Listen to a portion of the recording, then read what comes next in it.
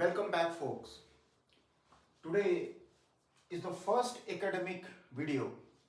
This academic video means it is mostly for those students who are in the first year of their physiology course, maybe in animal science or maybe in human science, or those who are preparing for higher examinations or entrance of high repute, or those who are preparing for this medical examinations. They will be get benefited by this lecture.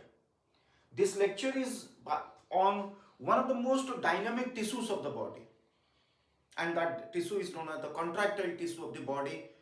We can also use the word excitable and contractile tissue of the body, and that is muscles. As you know that the muscle number varies from animals to animals. As a whole, 639 or so muscles are being present in the human body. Muscles are the tissues which are evolved in such a way that they are destined to perform some kind of task work. They are the supporters of the body. They are the structures which regulate the skeletal movement. They are the structures which make us to give a posture, a stride, a run or a walk or any kind of physical activity which is associated with our skeletal system. So muscles as a whole, they perform the work. Different types of muscles are being present in the body.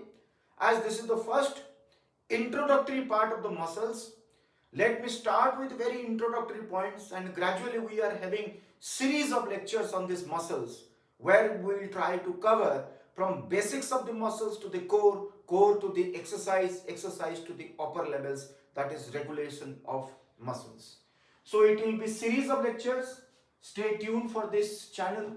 Always try to come over, watch this, find out the issues with this class, then let me know in my chat, and so that we can go on adding the things which will improve your understanding regarding this tissue.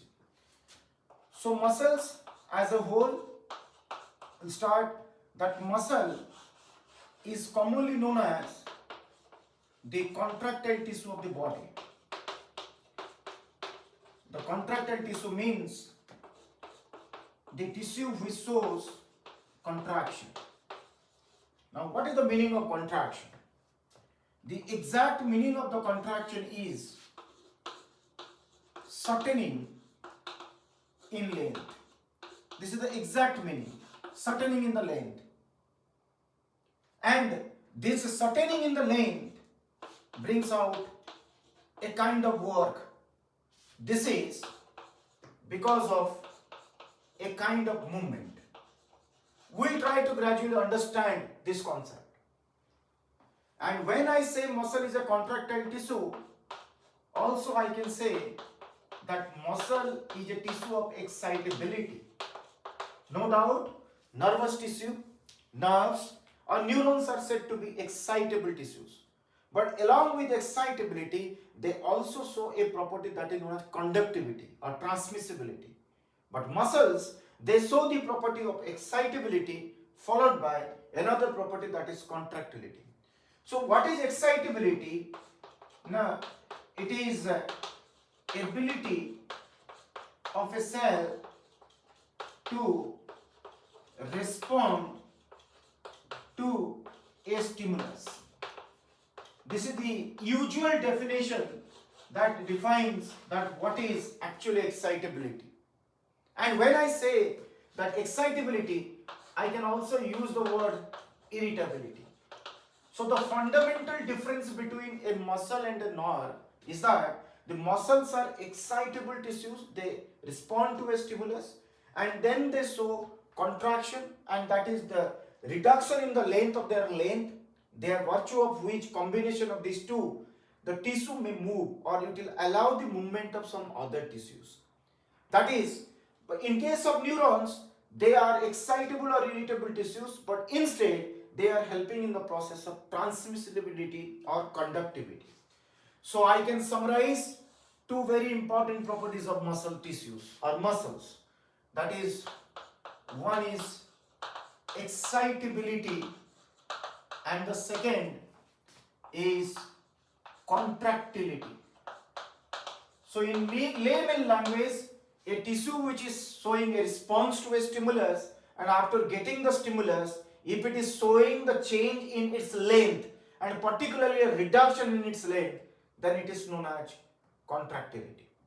So now there are very important questions which come to my mind. Why the muscles are said to be excitable tissues, or how the muscles become excitable? What are the features of excitable tissues? How a muscle receives a stimulation via a nerve? How the muscle is excited, and after excitation what happens to the muscle? Similarly, many questions related to contractility. How the muscle is said to be a contractile tissue? What are the units of contraction? How the contraction is being determining the process of body movement or locomotion? How a muscle is bringing out the process of shortening in the leg? So that means various aspects are there which we will try to understand one by other by going from the top level of the muscle tissue to gradually to the lower level, where we will see what are the lowest levels of organization, and then we will try to find out the relationship between a muscle and a nervous system, how this muscle gets the stimuli, and thereafter we will try to understand what are the ultra structural, ultra physiological structures, and what is the physiological basis of this association, then transmission, and after transmission what kind of response we are going to see. The next one shows the organization of muscle. I am not telling about any types today. I am not classifying the muscle into 3 types. Basically this is an introductory class. As the introductory class will gradually over, then we will try to classify the muscles and we will try to understand every muscle in a different way, because we understand that all the muscles may be coming under one word, that is muscles, but they are not physiologically similar. They are not fundamentally similar with respect to their structure and function. So therefore it is very essential to understand every muscle in their own way. I need to say one more thing, that every muscle is different in its own organization, or you can say in its own response and in its function. For example, skeletal muscles, smooth muscles and cardiac muscles, these are the 3 categories of muscles, but their mode of action, their mode of organization, their anatomical features, their physiological features are completely different from each other. So therefore I am not just confusing in this first class that how these muscles vary from themselves. Rather, let's introduce the muscle first, and then in the next we'll classify them and we will try to understand what physiological anatomical differences these muscles are they behaving, therefore they are behaving differently. So muscle, if you see the organization in general, a muscle comprises of a bundle of muscle cells. These are present in stacks. These muscle cells are known as myocytes. We can use also the word sarcocytes. And every muscle shows a bundle of such, and we can use the word fasciculus, that is a bundle of muscle cells. And these muscle cells, they are further comprised of smaller units which are known as myofibrils. These myofibrils are further made up of the contractile elements which are known as myofilaments. And these myofilaments at the molecular level, they are made up of the unit which are known as myoproteins. There are several other compounds are there, carbohydrates are there, lipids are also there, muscle pigment is also there, but this is the general organization and general function which explain why the muscles are said to be the contractile tissues of the body. So if I can say fasciculus, this is actually, this pertains to a bundle of muscle cells. Students, you should understand these are physiology lectures, and here I am not going to be deeply concerned about the pure anatomy. Rather, I will touch physiological anatomy, means that anatomy which is making me to understand how physiologically these cells are functioning. Otherwise, if you go to the anatomy in detail and then physiology, the classes will be lengthy and it is also beyond my height to go into the details of the anatomy. But try to understand, whenever we are talking about an academic video, means we should talk in terms of physiological anatomy. Where in-depth anatomy is required, there I will talk about in-depth anatomy. Otherwise, the anatomy which can be easily understood in the context of the physiology, that we'll discuss. So bundle of muscle cells is known as fasciculus. That means a muscle is made up of a number of bundles of muscle cells, and every bundle termed as a fasciculus, and I can say fasciculi. So a muscle is made up of a large number of fasciculi, and every fasciculi is nothing but a bundle of muscle cells. Similarly, when we are talking about a muscle cell or a myocyte, every myocyte is made up of still some smaller units which are known as myofibrils. And these myofibrils are made up of the smaller units which are known as myofilaments.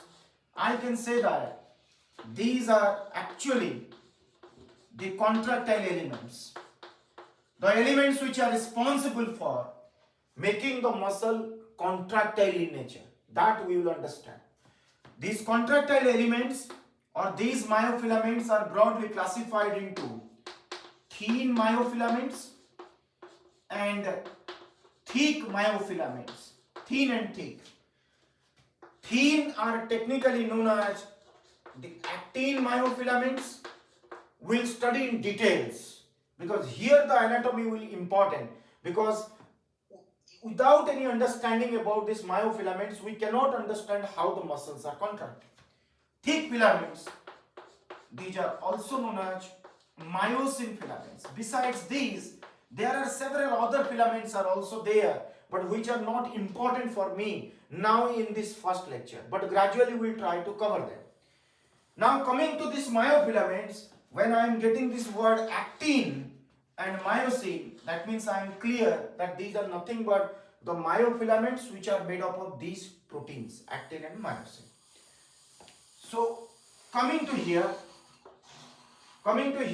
these myoproteins, they are classified into two types, that is actin protein and myosin protein.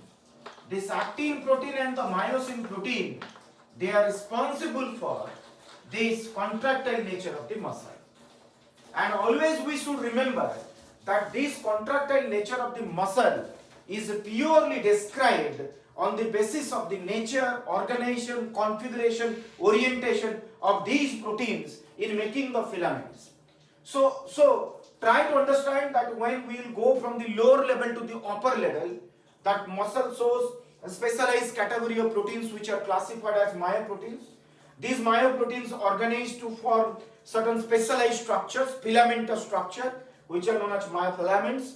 Then these myofilaments are organized and they are present in fibrillar structure, which are known as myofibrils. And these myofibrils are organized in the muscle cells, which are known as myocytes. These myocytes are present in stacks or bundles, which are known as fasciculus. And a number of fasciculi they organize to form a muscle. So such a complex structure, when we are saying muscles are contracting, means we are saying it is the proteins which are changing their orientation, their configuration in a spatial view or in a three-dimensional view. And therefore, the total structure is being altering, and the muscle is showing a reduction in the length, and ultimately some kind of work is being performed and there is movement of the body is there. Now understand another very basic flow chart, and by this we will complete this lecture, and in the next class we will try to further understand how this is going to show or regulate the process. Let's see another one. This word muscle contraction. This muscle contraction, that means this is reduction in length of muscle fiber. Reduction in the length of muscle fiber. This reduction in the length of the muscle fiber Why it occurs? These are the question mark. Why it occurs? That we'll understand. But when we are saying that it's a reduction in the length of the muscle fiber, that means it is due to the sliding of myofilaments. When the classes will progress gradually, you will try to understand that yes, the myofilaments, there are two types of basic myofilaments are there, thin, thick, or actin and myosin respectively. It is the actin which is sliding over the myosin. So why? So I can put another question mark here. Why and how? Sliding of the myofilaments, the science says it is actin filaments over myosin filaments. So this is known, this is established, this is not a new concept. That is, this is sliding filament theory of H.E. Oxley and A.F. Oxley. It's a very old theory. We'll discuss the history of the muscle contraction in my coming lecture. But for the time being, it is actin filaments which are sliding over the myosin filaments. So again, why not the reverse? Why myosin is not sliding over actin? So here we can put one question mark. How actin over myosin and what it leads to. So like this, we will try to answer these questions gradually. When I am saying the sliding of the filaments or from these 2 points, I can try another point. Now, how this is sliding of the myofilaments occur? Now, it is due to formation and breakage of cross bridges. So this is another new word, cross bridge. We will understand what is cross bridge, how it is formed, because we have written two words, formation and breakage. So we will try to understand how these are formed, how these are broken. Okay. So the cross bridges are formed and broken. You can use the word, it is ATP dependent. Means due to ATP dependent mechanism, the cross bridges are formed and also they are broken. We will try to understand that. How this ATP is coming into picture. Now this ATP is a calcium dependent mechanism, and of course this is released from the mitochondria, and that's why the muscle cells are having very active number of mitochondria, because that is the regulation. So this ATP dependent mechanism is this sliding of the filaments before that the cross bridge is formed and broken. This ATP release and its regulation is mediated by the calcium, purely calcium dependent mechanism. Now our point is from where this calcium comes. Now this calcium comes from, I am not disclosing anything, I am simply saying it is from the calcium stores. That calcium stores are those which are going to release the calcium. Now here there are 3 to 4 questions. What do you mean by calcium store? This is number 1. Number 2, from where they got the calcium? Number 3, whether they are storing the calcium for all along or they are releasing the calcium which is required for this ATP dependent function. How the calcium come to the store? What are the modalities of calcium storage? Is there anything which is related to the cell membrane or the storing units inside the muscle? Whether these are same for the skeletal muscle, smooth muscle, cardiac muscle. So these are big question marks. Gradually we are going to touch these areas and clarify when we will come to the individual muscle.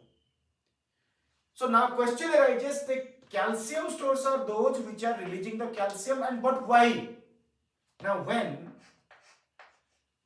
the muscle cell membrane is said to be depolarized cell membrane. I can say this is muscle cell membrane sarcolemma, which is depolarized.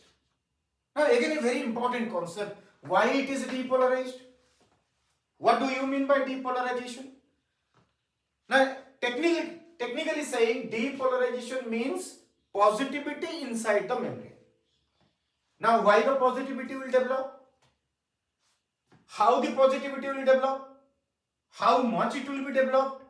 How much is required to cause the calcium stores to release the calcium? So all these are again big question mark. Then from here there is a concept. What do you mean by resting membrane potential? How many number of positive charges, how many number of negative charges, what kind of charges are distributed across the membrane? Why these charges shows influx and efflux? So that the resting membrane potential is going to change to depolarized potential. This need to be discussed. So this is in our coming lectures. For the time being, this depolarization of the cell membrane is due to motor end plate potential. What is motor end plate potential? We can say it is MEPP. What is this? What do you mean by motor end plate? Why the word is potential? How it is generated? Where it goes? What are the modalities which are generating the motor end plate?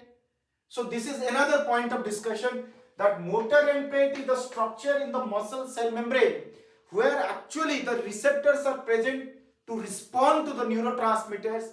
Binding of these neurotransmitters with these receptors generate a potential that is known as motor end plate potential. So there are several question marks here again. Means it says that motor end plate potential is due to motor unit activation, recruitment, transmission. Means all these three will define the generation of motor end plate potential. Now again question mark. What do you mean by motor unit? What is the meaning of activation? Why we are saying the word recruitment? What is the meaning of transmission? If the word transmission comes, then this word comes. Then how the motor unit is activated? What are those modalities? So here I can use the word motor unit. Then question again, what do you mean by motor unit? Now from here, the last word comes neuromuscular transmission, neuromuscular junction. That means this lecture should have begun from this word neuromuscular junction. And from the neuromuscular junction, we will get a word that is motor unit. What is that? We'll define. Nerve and muscle shows a physiological and an anatomical association where they are configured in such a way that the neural stimulation which comes that don't jump into the muscle. Rather, it releases in a spot, in an association. That spot is just like a synapse. And we say it as neuromuscular junction. And from the neuromuscular junction, we come to the small word that is motor unit. From the motor unit, we can configure large number of neuromuscular junctions. And stimuli once coming, the lecture must have started from neuromuscular junction and it should be ended here at the sliding of the filaments. But I started from inside of the muscle, gradually I moved up, and so actually what is the basis of this muscle contraction? Let me summarize the entire lecture in a very simplified form that we are going to start from the next lecture onwards. You people will get a clear view of the concept that how actually the muscle contracts.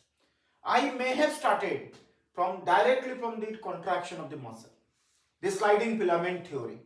But I thought, being you are learners or beginners in your career, you must understand the physiology, background physiology, anatomic physiology, configurational physiology, and then we will integrate everything into the terminal word muscle contraction.